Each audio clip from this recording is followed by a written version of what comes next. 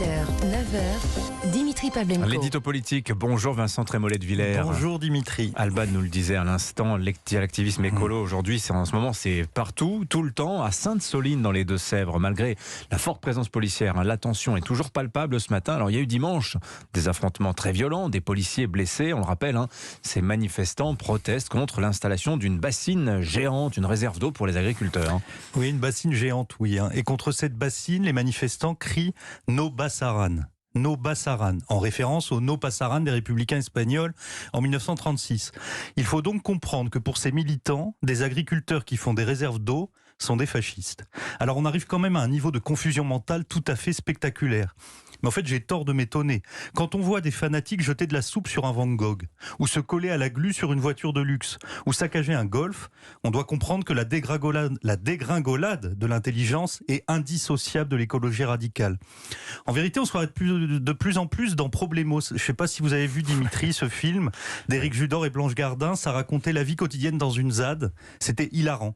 Mais Problemos, c'était un film comique. Là, ce n'est pas drôle du tout parce qu'il y a une violence gratuite et destructrice. Au fond, c'est la preuve que l'on peut être à la fois bête et méchant. Alors Gérald Darmanin a parlé d'écoterrorisme. Est-ce que c'est pas un peu excessif comme terme ? Alors écolo-gauchisme, c'est certain, écoterrorisme, c'est partiellement soutenable. Il faut bien comprendre que derrière ce nihilisme adolescent, ces discours apocalyptiques habillés de bons sentiments, on retrouve toujours la même lutte des classes, la même volonté d'insurrection, le même fanatisme déconstructeur. Puisqu'il n'y a plus de minute à perdre, il faut s'affranchir des règles du droit et renverser les pollueurs par tous les moyens. Et cette logique révolutionnaire est parfaitement assumée. En septembre 2019, Roger Allam, c'est le fondateur du groupe radical Extinction Rebellion, déclarait, j'ouvre les guillemets, « Quand une société se comporte de manière si immorale, la démocratie n'est plus compétente, le seul recours c'est l'action directe. » Waouh. Alors Extinction Rebellion revendique la non-violence, mais d'autres groupes assument la violence. Et l'action directe violente pour accélérer un processus politique, on appelle ça le terrorisme.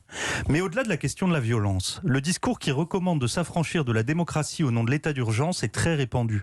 On le retrouve à des degrés divers chez les collapsologues, dans les tweets de Sandrine Rousseau, mais aussi dans des structures tout à fait officielles. Il faut quand même que vous sachiez, Dimitri, que la mairie écologiste de Poitiers a proposé des formations à la désobéissance civile.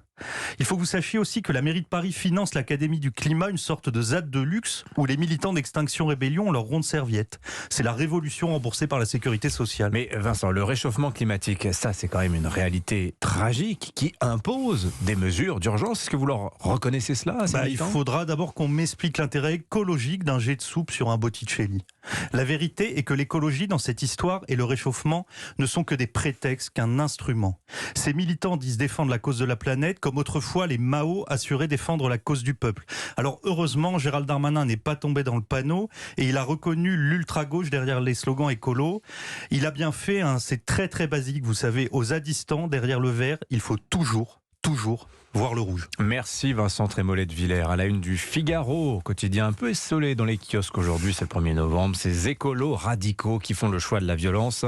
Moyen légitime d'expression politique ou pas, on en débattra à 8h40 dans le club de la presse européen avec François Calfon et Mathieu Bocoté.